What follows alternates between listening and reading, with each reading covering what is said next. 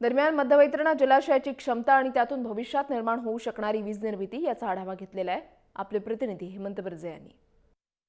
मध्यवैतरणा तलावाचं नामकरण हिंदू हृदय सम्राट शिवसेना प्रमुख बाळासाहेब ठाकरे असं करण्यात आलं आहे आणि या तलावातना मुंबईकरांची तहान 455 दशलक्ष लिटर प्रतिदिन करण्यात येते। ह्या तलावातना पाणीपुरवठा प्रतिदिन करण्यात येतो आणि याच तलावातना आता वीज निर्मिती होणार आहे। मुंबई महापालिका ही वीज निर्मिती करणार आहे। जवळजवळ 25 मेगावॅट ही वीज प्रतिदिनी उपलब्ध होईल, निर्मिती होईल अशा पद्धतीची मुख्यमंत्र्यांनी आज घोषणा केलेली आहे। मुख्यमंत्र्यांनी ही घोषणा करताना हे म्हटलं की शिवसेना प्रमुख बाळासाहेब ठाकरे हे ऊर्जेचे स्रोत होते आणि त्यांच्या शब्दामध्ये करंट होता आणि त्याच शब्दाला कुठेतरी जागणारे राजकीय जे नेतृत्व होतं ते शिवसेना प्रमुख बाळासाहेब ठाकरे होते। असे कौतुकास्पद उद्गार काढताना मुख्यमंत्र्यांनी आज बाळासाहेबांच्या या नावाला कुठेतरी साजेसं असं हे आता विजेचं वीज निर्मितीचा प्रकल्प कुठेतरी निश्चित करून मुंबई महापालिकेला हिरवा कंदील दाखवला आहे।